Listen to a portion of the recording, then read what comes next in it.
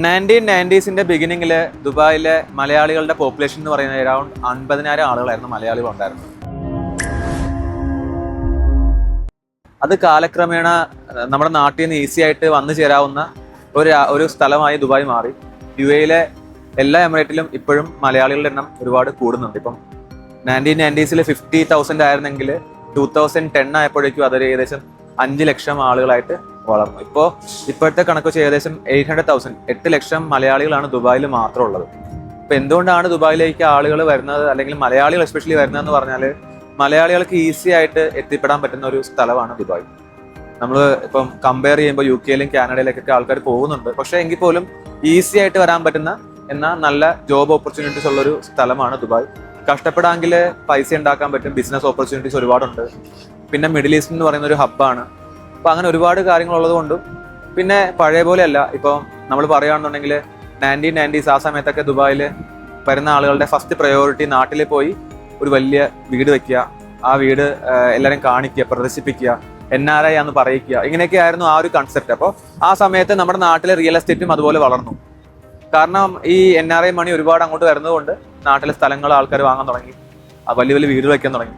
കാലക്രമേണ നമ്മുടെ നാട്ടിലെ ഈ വീടുകൾ വെക്കുന്നത് കൊണ്ട് ആരും താമസിക്കുന്നില്ല, അതിങ്ങനെ കിടന്ന് പോകുന്നത് കൊണ്ട് പിന്നെ ആളുകൾ ചിന്തിച്ചു തുടങ്ങി എന്തുകൊണ്ട് ദുബായ് ഒരു ഓപ്ഷൻ ആയിക്കൂടാ. അപ്പം ദുബായിൽ ഇപ്പൊ ഫ്രീ ഹോൾഡ് ആക്കി 2010 കാലയളവിലൊക്കെ ദുബായിൽ പ്രോപ്പർട്ടീസ് വാങ്ങാം എന്നുള്ള കാര്യങ്ങൾ ആരും അറിഞ്ഞിരുന്നില്ല, പോപ്പുലർ ആയിരുന്നില്ല.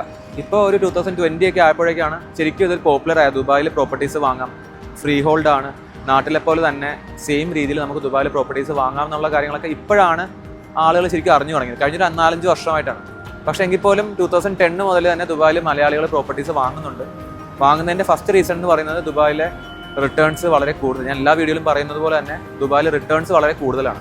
നമ്മുടെ നാട്ടിലെ ഒരു പ്രോപ്പർട്ടി വാങ്ങിച്ച് ഇപ്പോൾ 10 കോടിയോ 20 കോടിയോ മുടക്കി ഒരു പ്രോപ്പർട്ടി വാങ്ങിച്ചാൽ പോലും നമുക്ക് ചിലപ്പോൾ അത് വാങ്ങുന്ന സമയത്ത് നമ്മൾ തോന്നുന്ന നല്ല പ്രോപ്പർട്ടിയാണ്, പക്ഷെ നമുക്ക് റിട്ടേൺസിന്റെ നമ്പറിലേക്ക് നോക്കുമ്പോഴത്തേക്കും നമുക്ക് കിട്ടുന്ന റിട്ടേൺ വളരെ കുറവാണ്. ഇവിടെ ഒരു 1 ബെഡ്റൂം ഒരു ചെറിയ സ്റ്റുഡിയോ അപ്പാർട്ട്മെന്റ് വരെ നമുക്ക് നാട്ടിലെ 2 ലക്ഷം രൂപ മാസം റിട്ടേൺസ് കിട്ടും, വാടക കിട്ടും.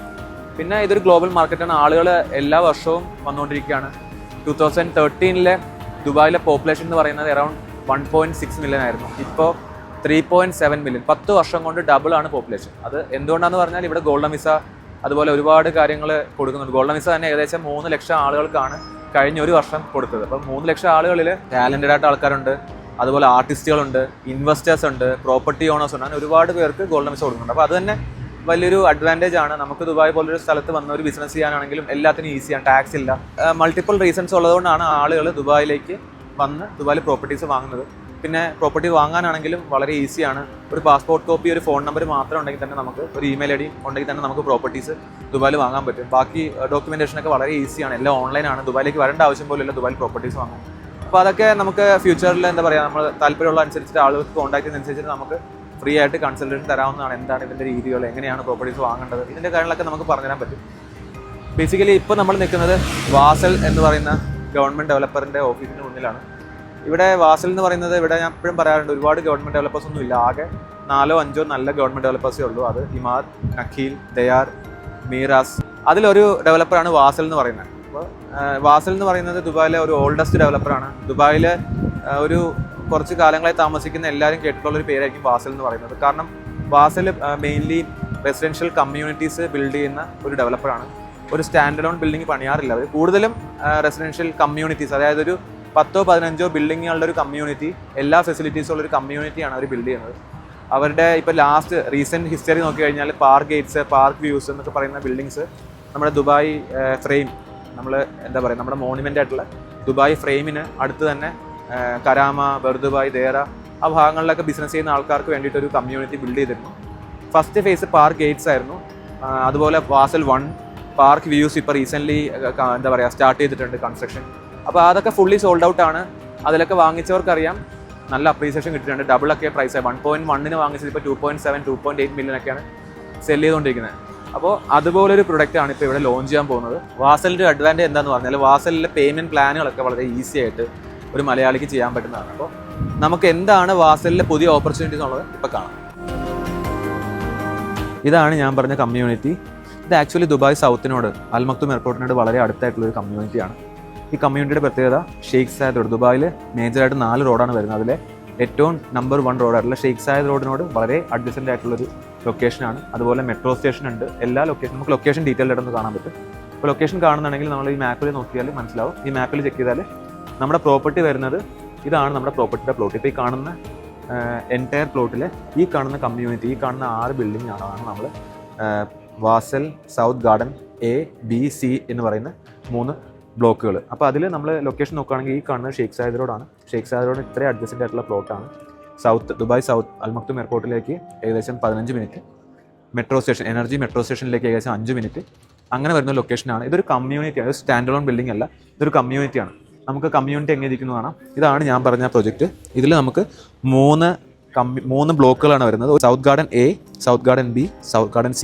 ഇതിൽ ഒരു ബ്ലോക്കിൽ നമുക്ക് 3 ടവറാണ് വരുന്നത്. അതുപോലെ തന്നെ ഈ എൻ്റെ പ്രൊഡക്റ്റ് എന്ന് പറയുന്നത് basically logistic city, industrial city, Jebel Ali, ഈ ലൊക്കേഷനോടൊക്കെ വളരെ അടുത്തുള്ളൊരു റെസിഡൻഷ്യൽ കമ്മ്യൂണിറ്റിയാണ് ഈ കാണുന്ന സൗത്ത് ഗാർഡൻ എന്ന് പറയുന്നത്.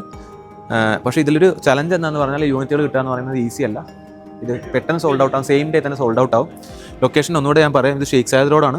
ഈ കാണുന്നത് എനർജി മെട്രോ സ്റ്റേഷനാണ്. എനർജി മെട്രോ സ്റ്റേഷനിൽ നിന്ന് ഏകദേശം ഒരു 5 മിനിറ്റ്സ് വാക്കബിൾ ഡിസ്റ്റൻസിലാണ് ഈ പറയുന്ന സൗത്ത് ഗാർഡൻ എന്ന് പറഞ്ഞ പ്രൊജക്റ്റ് വരുന്നത്. അപ്പോൾ ലൊക്കേഷൻ വൈസ് ആയാലും പ്രോപ്പർട്ടി ഡെവലപ്പർ വൈസ് ആയാലും എല്ലാം വളരെ നല്ലൊരു പ്രൊഡക്റ്റാണ്. നമുക്ക് ദുബായിലെ ഒരു ഗവൺമെൻറ് പ്രൊഡക്റ്റ് ഏറ്റവും അഫോർഡബിൾ രീതിയിൽ വാങ്ങാൻ പറ്റുകയാണെന്നുണ്ടെങ്കിൽ ഇത് വളരെ നല്ലൊരു ഓപ്പർച്യൂണിറ്റിയാണ്. ഈ പ്രോപ്പർട്ടിയുടെ പേയ്മെൻറ്റ് പ്ലാൻ എങ്ങനെയാണ് വരുന്നതെന്ന് ഞാൻ ക്ലിയർ ആയിട്ട് എക്സ്പ്ലെയിൻ ചെയ്യാം. ഇതിൽ നമുക്ക് മനസ്സിലാക്കേണ്ടത് പ്രോപ്പർട്ടിയുടെ 60% ആണ് നമ്മൾ ഡ്യൂറിങ് കൺസ്ട്രക്ഷൻ 3 ഇയേഴ്സ് കൊണ്ട് അടയ്ക്കേണ്ടത്.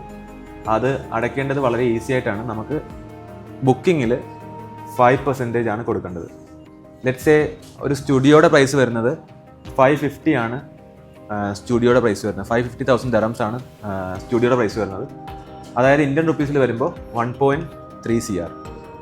അതുപോലെ 1 ബെഡ്റൂമിൻ്റെ പ്രൈസ് വരുന്നത് 930 ആണ്. ഇന്ത്യൻ റുപ്പീസിൽ വരുമ്പോൾ 2 CR. 2 ബെഡ്റൂമിൻ്റെ പ്രൈസ് വരുന്നത് 1.2 മില്യൺ. ഇന്ത്യൻ റുപ്പീസിൽ വരുമ്പോൾ 2.6 CR. 3 bedroom plus made room വരുന്നത് 1.9 മില്യൺ ആണ്. അതായത് ഇന്ത്യൻ റുപ്പീസിൽ 3.5 CR. 3.5 കോടി കൊടുത്താൽ നമ്മുടെ നാട്ടിൽ എന്ത് വാങ്ങാൻ പറ്റും? ദുബായിൽ 3 ബെഡ്റൂമും ഒരു മെയ്ഡ്സ് റൂം ഉള്ളൊരു അപ്പാർട്ട്മെൻറ്റ് നല്ല ലൊക്കേഷനിൽ മെട്രോ സ്റ്റേഷനടുത്ത് ഷെയ്ഖ് സായദ് റോഡിൽ ഫ്യൂച്ചറിൽ നല്ല ക്യാപിറ്റൽ അപ്രീസിയേഷനും മന്ത്ലി നാട്ടിലെ ഒരു 4 ലക്ഷം രൂപയോളം റിട്ടേൺസ് റെൻ്റായിട്ട് കിട്ടുന്ന ഒരു പ്രൊജക്റ്റാണ്. ഗവൺമെൻറ് പ്രൊജക്റ്റാണ്. അപ്പോൾ ഇപ്പോൾ ലെറ്റ്സ് ഒരു സ്റ്റുഡിയോ ആണ് നമ്മൾ വാങ്ങുന്നതെന്ന് വിചാരിക്കുക. സ്റ്റുഡിയോ റെക്കമെൻഡഡ് അല്ല, ഒരു ഇൻവെസ്റ്റ്മെൻ്റ് ആയിട്ട് നമ്മൾ കൂടുതലും 1 ബെഡ്റൂം ആണ് കൂടുതലും എല്ലാവരും സജസ്റ്റ് ചെയ്യുന്നത്. കാരണം സ്റ്റുഡിയോസിൽ താമസിക്കുന്നത് മോസ്റ്റ്ലി ബാച്ചിലേഴ്സ് ആയിരിക്കും. നമുക്കൊരു ഫാമിലി ഓറിയൻറ്റഡ് കമ്മ്യൂണിറ്റിയിൽ ഫാമിലീസിനെ റെക്കമെൻഡ് ചെയ്യുന്നത് കൂടുതലും 1 ബെഡ്റൂം ആണ്.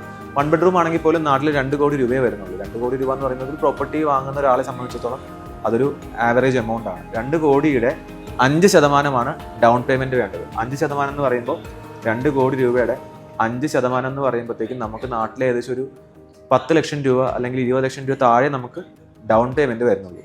പിന്നെ നമുക്ക് നെക്സ്റ്റ് പേയ്മെൻറ്റ് വരുന്നത് 3 മാസം കഴിഞ്ഞ് അഗെയിൻ 5%. അങ്ങനെ നമ്മൾ എവറി 3 months ആണ് 5% അടയ്ക്കേണ്ടത്. അങ്ങനെ എവറി 3 months നമ്മൾ 5% അടയ്ക്കുമ്പോൾ 3 വർഷം കൊണ്ട് നമ്മൾ 60% കംപ്ലീറ്റ് ആവും. നമുക്ക് ഒരു ഇപ്പോൾ ഈ 2 കോടി രൂപ എന്ന് പറയുന്ന എമൗണ്ടിൻ്റെ 60% എന്ന് പറയുമ്പോൾ ഏകദേശം ഒരു 1.5 CR നമുക്ക് 3 വർഷം കൊണ്ട് അടയ്ക്കാൻ കപ്പാസിറ്റി ഉണ്ടെന്നുണ്ടെങ്കിൽ ദുബായിൽ ഒരു ഗവൺമെൻറ് പ്രൊജക്റ്റ് ഷെയ്ഖ് സായദ് റോഡിൽ മെട്രോ സ്റ്റേഷൻ അടുത്ത്, അതും നല്ലൊരു കമ്മ്യൂണിറ്റിയിൽ നിങ്ങൾക്ക് പ്രോപ്പർട്ടി സ്വന്തമാക്കാം. ഇതുപോലെ തന്നെ ഒരു പ്രൊജക്റ്റ് ആയിരുന്നു ദുബായ്, ഞാൻ ആദ്യം പറഞ്ഞ ദുബായ് ഫെയിമിനടുത്തുള്ള പാർക്ക് ഗേറ്റ്സ് അല്ലെങ്കിൽ വാസൽ 1 പാർക്ക് വ്യൂസ് ഒക്കെ. ഇതൊക്കെ ഒരു എന്താ പറയുക, പ്രോപ്പർട്ടി ലോഞ്ച് ചെയ്ത് 1 year കൊണ്ട് തന്നെ കൺസ്ട്രക്ഷൻ കംപ്ലീറ്റ് ആകാതെ തന്നെ അതിൻ്റെ അപ്രീസിയേഷൻ എന്ന് പറയുന്നത് ഡബിൾ ആയിട്ടുണ്ട്. ഇനി കംപ്ലീറ്റ് ആകുമ്പോൾ അതിന് ഇനിയും പ്രൈസ് കൂടും. അപ്പോൾ പാർക്ക് ഗേറ്റ്സ് കംപ്ലീറ്റഡ് ആണ്, പാർക്ക് അൽവാസൽ 1 കംപ്ലീറ്റഡ് ആണ്. ഇനി പാർക്ക് വ്യൂസ് ആണ് അണ്ടർ കൺസ്ട്രക്ഷൻ. അത് അണ്ടർ കൺസ്ട്രക്ഷൻ ഫേസിൽ തന്നെ അതിൻ്റെ പ്രൈസ് കൂടി. ഇപ്പോൾ ഫ്ലിപ്പ് ചെയ്യാൻ നോക്കിയാൽ തന്നെ ഒരു 300,000 അല്ലെങ്കിൽ 400,000 അപ്രീസിയേഷൻ നമുക്ക് ഓരോ യൂണിറ്റിലും കിട്ടും. അപ്പോൾ അതുപോലൊരു പ്രൊജക്റ്റാണ് ഇതും. ഇതിൻ്റെ ഇനിഷ്യൽ ഫേസ് ആണ് അൽ മക്തൂം എയർപോർട്ടിനോട് അടുത്താണ്, ഷെയ്ഖ് സായദ് റോഡിലാണ്. ഞാൻ ലൊക്കേഷൻ ആദ്യം ഞാൻ പറഞ്ഞു, നല്ല ലൊക്കേഷനാണ്. വളരെ ഈസി ആയിട്ട് നാട്ടിലെ ഒരു 20 ലക്ഷം രൂപ നമ്മുടെ കയ്യിലുണ്ടെങ്കിൽ നമുക്ക് ഈ പ്രോപ്പർട്ടിയിൽ ഒരു 1 ബെഡ്റൂം സ്വന്തമാക്കാം. പിന്നെ നമുക്ക് നല്ലൊരു ഈസി ആയിട്ടുള്ള പേയ്മെൻറ്റ് പ്ലാനാണ്. വാസൽ ഗവൺമെൻറ് പ്രൊജക്റ്റാണ്. യൂണിറ്റ് കിട്ടുക എന്ന് പറയുന്നത് ചലഞ്ചാണ്. ക്യൂ നിന്ന് പ്രോപ്പർട്ടി വാങ്ങണം. ഇതിലൊക്കെ ക്യൂ നിൽക്കേണ്ടി വരും നമുക്ക്. എത്ര ബുക്കിംഗ് ഉണ്ടെന്ന് പറഞ്ഞാലും അത്രയും, കാരണം ഇതിലുള്ള ടോട്ടൽ നമ്പർ ഓഫ് യൂണിറ്റ്സ് നമ്മൾ നോക്കുകയാണെങ്കിൽ ഇപ്പോൾ ലെറ്റ്സ് ഒരു 500 യൂണിറ്റ്സ് ആണ് ടോട്ടൽ ഉള്ളത്, 500 അപ്പാർട്ട്മെൻറ്റ്സ് ആണ് ടോട്ടൽ ഉള്ളത്. ബുക്കിംഗ് മിനിമം ഏറ്റവും കുറഞ്ഞത് ഒരു 3000-4000 ബുക്കിംഗ് വരും. കാരണം ഇത് ഗ്ലോബൽ മാർക്കറ്റാണ്. കൊച്ചിയിൽ പ്രോപ്പർട്ടി വാങ്ങാൻ വരുന്നത് കൊച്ചിക്കാരാണ്, പക്ഷേ ദുബായിൽ പ്രോപ്പർട്ടി വാങ്ങുന്നത് 190 കൺട്രീസിലെ ആളുകളാണ്. അപ്പം ഇതെന്ന് പറയുന്നത് അത്രയും എന്താ പറയുക ചലഞ്ചിങ് ആണ് നമുക്ക് യൂണിറ്റ് കിട്ടാൻ. അപ്പോൾ താല്പര്യമുള്ളവർ കോൺടാക്ട് ചെയ്യുക. ലെറ്റ്സ് നമുക്ക് ഇതിൽ കിട്ടില്ലെങ്കിൽ പോലും നമുക്ക് ഫ്യൂച്ചറിൽ ഇതുപോലെ തന്നെ ഒരു നല്ലൊരു പ്രോപ്പർട്ടിയിൽ നമുക്ക് യൂണിറ്റ് സ്വന്തമാക്കാൻ സാധിക്കും. താല്പര്യമുള്ളവർ കോൺടാക്ട് ചെയ്യുക. നമുക്ക് എന്തായാലും ഒരു നല്ല യൂണിറ്റ് ബുക്ക് ചെയ്യാം.